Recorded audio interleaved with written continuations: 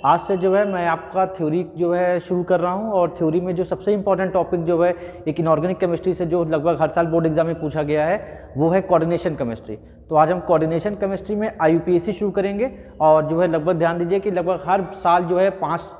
Number का question जो है ये बोर्ड एग्जाम में पूछा गया है। तो इसलिए आप जो है मुश्किल से 10 मिनट का ये वीडियो रहेगा और 10 मिनट के वीडियो में आप जो है पूरी कोऑर्डिनेशन कंपाउंड की जो है IUPAC सीख लेंगे। तो आज शुरू करते हैं कोऑर्डिनेशन कंपाउंड की IUPAC।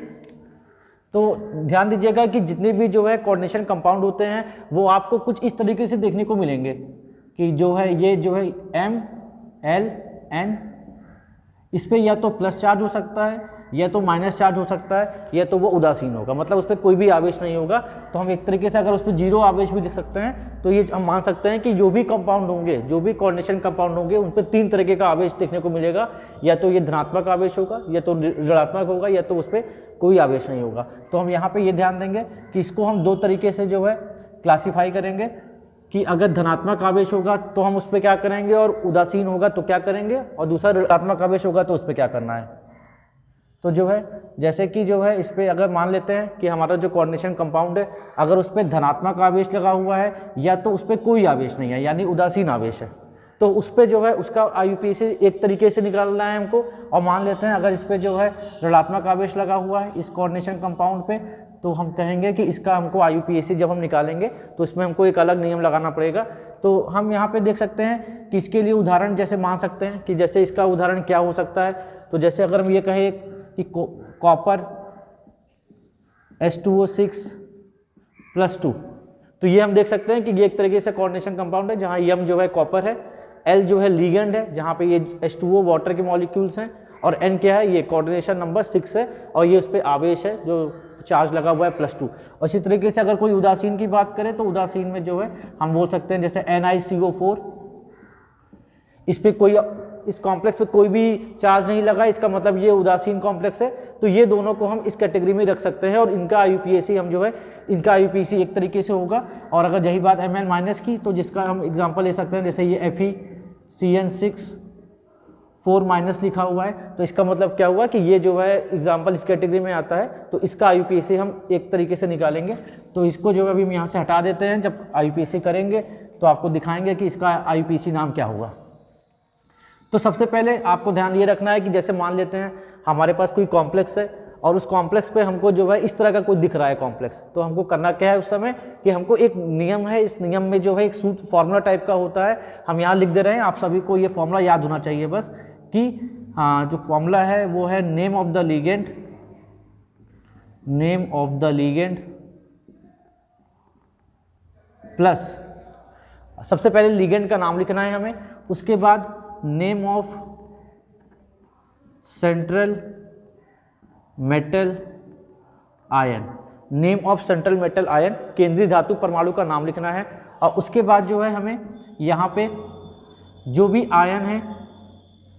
जो भी धातु है, जाहिर सी बात है उसको उस पर लिखना है। उसके अंदर यहाँ पे क्या लिखना है, यहाँ पे हमको लिखना है oxidation state of central metal ion in Roman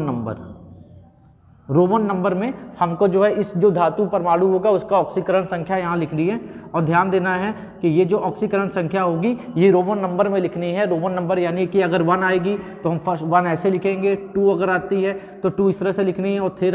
आएगी तो इस तरीके से, इसी तरीके से हमको ऑक्सीकरण संख्या जो भी धातु की अगर आएगी उस समय तो हमको यहाँ पर लिखनी रहेगी। और यही बात अगर हम यहाँ पर करें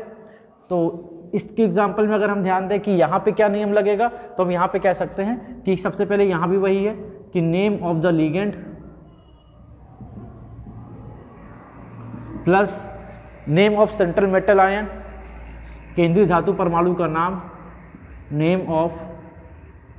सेंट्रल मेटल आयन प्लस, इसके बाद हमको ध्यान देना है यहाँ पे तो सीधे ऑक्सीकरण अवस्था लिखते हैं, ऑक्सीडेशन स्टेट लिखते हैं, लेकिन यहाँ पे थोड़ा सा बस परिवर्तन करना है हमें और यहाँ पे हमको लगाना है 8।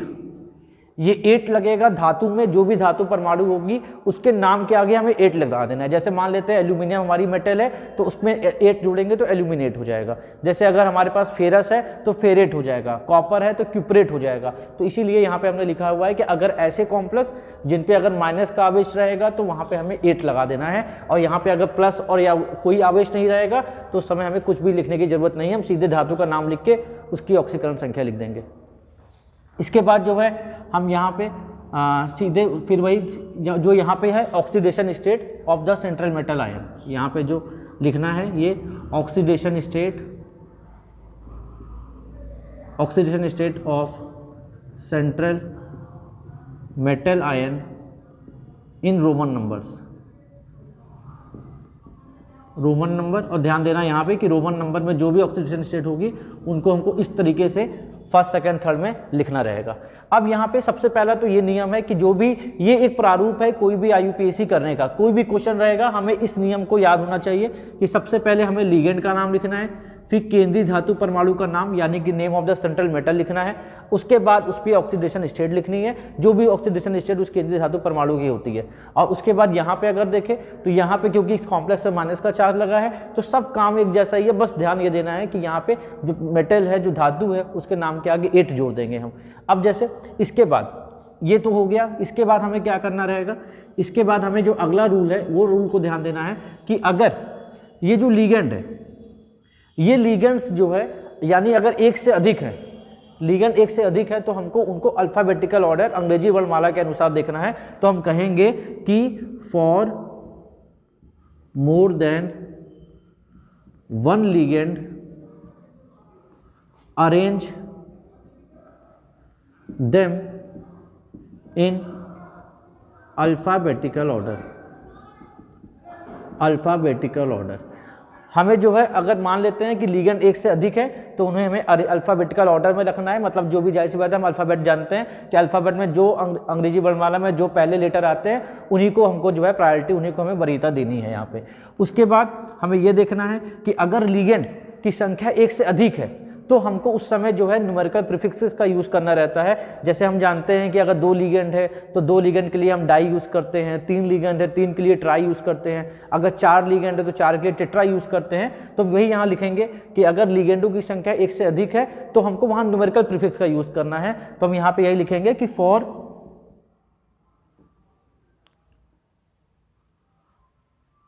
Same ligands we use numerical prefixes, numerical prefixes। और numerical prefix हमें ध्यान देना है कि numerical prefix हमें 2 तरीके से देखना होगा।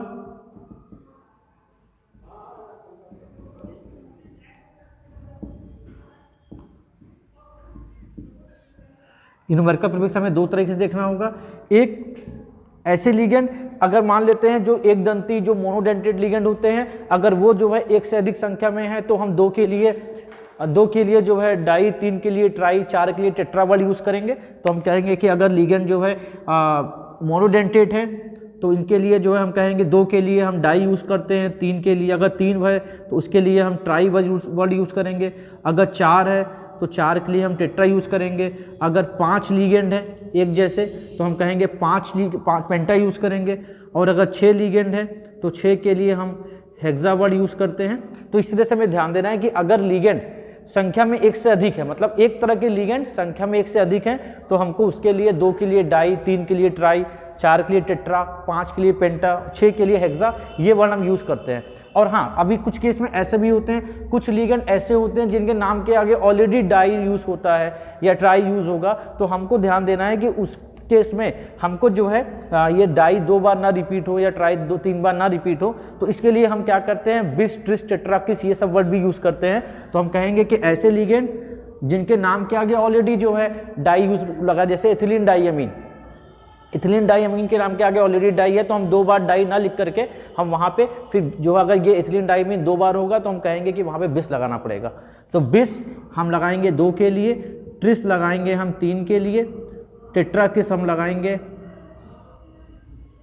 4 के लिए। तो इसी तरीके से हमको इस IUPAC में करना रहता है। और ध्यान ये देना है कि ये numerical prefixes these numerical prefixes never be considered in alphabetical order. ये जो है न्यूमेरिकल प्रीफिक्सेस को हम कभी भी अल्फ़ाबेटिकल ऑर्डर में नहीं देखते हैं। अगर कोई ये सोचे कि जो है क्लोरीन लिखा हुआ है और 2 क्लोरीन है तो डाइक्लोरो हो गया, तो हमको क्लोरीन का C देखना है, ना कि डाइक्लोरो का D देखना है। तो ये ध्यान देना। और कभी भी ये बिस ट्रिस टेट्राकिस में भी कभी भी ये अंग्रेजी वर्णमाला में इनकी IUPAC नहीं देखी जाती है। तो ये तो एक तरीके का ये नियम हो गया। तो पहला सबसे पहले हमको ये ध्यान देना है कि कॉम्प्लेक्स है हमारा। कॉम्प्लेक्स अगर हमारा जो है पॉजिटिव चार्ज हो उस कॉम्प्लेक्स पे, या तो कॉम्प्लेक्स पे कोई आवेश ना हो, तो हमें इस नियम का पालन करना है। इस नियम का पालन करने का मतलब है कि सबसे पहले नेम ऑफ द लिगेंड लिखना है, name of the central metal ion लिखना है, उसके बाद oxidation state of the metal लिखनी है। जो भी ऑक्सीडेशन स्टेट उस समय आएगी, ध्यान ये देना है कि इनको रोमन नंबरों में लिखना है। ये कुछ जो है ये फॉर्मूला एक तरीके का है, इनको याद करना पड़ेगा। इसके बाद ये हमने लिखवाया कि अगर लिगेंड एक से अधिक है तो इनको अल्फ़ाबेटिकल ऑर्डर में देना पड़ेगा, यानी कि जो भी ABCD में पहले आ रहे हैं उनको नाम पहले देना पड़ेगा। उसके बाद अगर एक लिगेंड एक से अधिक संख्या में है तो हमको वहाँ पे क्या करना है, हमको वहाँ पे न्यूमेरिकल प्रीफिक्सेस ध्यान देना है कि अगर हाँ एक लिगेंड एक से अधिक संख्या में है तो वहाँ पे हमको डाई ट्राई टेट्रा यूज़ करना है। अगर मान लेते हैं अगर ये बाइडेंटेड लिगेंड है, बाइडेंटेड लिगेंड मतलब ऐसे लिगेंड जिनके पास already di tri word use होता है, तो उस केस में हम बिस ट्रिस टेट्राकिस ये लैंग्वेज यूज़ करते हैं। और अगर हम यहाँ बात करें उस केस में कि जहाँ MLN माइनस है तो हम ज़्यादा यहाँ पे ना लिख करके अगर हम ऐसा लिख सकते हैं कि अगर ये पॉइंट नंबर 1 है, ये पॉइंट नंबर 2 है, तो हम ये बोल सकते हैं कि यहाँ पे भी जो पॉइंट 1 है वो बिल्कुल जो पॉइंट 1 यहाँ लिखा हुआ है वही पॉइंट 1 यहाँ है, तो हम यहाँ लिख सकते हैं सेम। इसी तरीके से जो पॉइंट 2 यहाँ लिखा हुआ है ये पूरा पॉइंट कि for same ligand we use numerical prefixes, and numerical prefix में ये जो लिखा है हमने तो यहाँ भी ये वही है सेम। और जो अगला एक नोट करके हम लिख सकते हैं कि ये न्यूमेरिकल प्रीफिक्स को कभी भी हम कभी भी हम IUPAC में नहीं देखते हैं, इनको कभी भी हम कंसीडर नहीं करते हैं कि हम ये सोचें कि डाई को D स्टार्ट करें या ये कि बिस का भी हो जाए, तो इस तरीके से नहीं लेते हैं। तो हमको ये ध्यान देना है कि अगर ये कॉम्प्लेक्स पे अगर निगेटिव चार्ज लगा हुआ है तो उस समय हमको सबसे पहले नेम ऑफ द लिगेंड लिखना है, फिर धातु का नाम, केंद्रीय धातु परमाणु का नाम लिखना है, उसके बाद धातु के अंत में 8 लगाना है और फिर oxidation state of the metal लिखनी है। उसके बाद नेम ऑफ द लिगेंड, अगर पहला जो है रूल ये है कि अगर लिगेंड एक से अधिक है तो उनको अल्फ़ाबेटिकल ऑर्डर में लिखना है, और दूसरा नियम ये है कि अगर लिगेंड संख्या में एक से अधिक है तो अगर 2 के लिए डाई, 3 के लिए ट्राई, 4 के लिए टेट्रा और जो है 5 के लिए पेंटा, ऐसे वर्ड हमको यूज़ करना है। और अगर मान लेते हैं कि अगर लिगेंड बाइडेंटेट है जिनके नाम के आगे डाई ट्राई यूज़ हो रहा है तो फिर हमको बिस ट्रिस टेट्राकिस वर्ड भी यूज़ करना रहेगा। तो अब हम इसको हटा करके हम जो है कुछ क्वेश्चन देखते हैं कि कैसे इसको जो है इसको हम किसी क्वेश्चन में कैसे अप्लाई कर सकते हैं। तो दोस्तों अभी जैसा कि हमने जो है आपको ये नॉमेनक्लेचर अभी कोऑर्डिनेशन कंपाउंड के जो यहाँ पे रूल लिखवाए थे, तो इस रूल को जो है आप अपने दिमाग में बैठा लें। इसके बाद जस्ट अगले वीडियो में हम जो है कुछ रिलेटेड क्वेश्चन जो है इसको कराएंगे और आपका लगभग सभी कॉन्सेप्ट क्लियर हो जाएगा कि जो है हम कैसे यहाँ पे बोल रहे हैं कि कॉम्प्लेक्स पे पॉजिटिव चार्ज होगा तो कैसे रूल लगाना है, अगर वो कॉम्प्लेक्स पे नेगेटिव चार्ज होगा तो कैसे 8 लगाना है, या कॉम्प्लेक्स अगर कोई चार्ज नहीं होगा या उन पर कैसे अल्फ़ाबेटिकल ऑर्डर देख के बिस ट्रिस टेट्रा या di tri tetra word use करेंगे। तो वीडियो में बने रहिए और इसके जस्ट अगले वीडियो में मैं आपको इससे रिलेटेड क्वेश्चन कराऊंगा।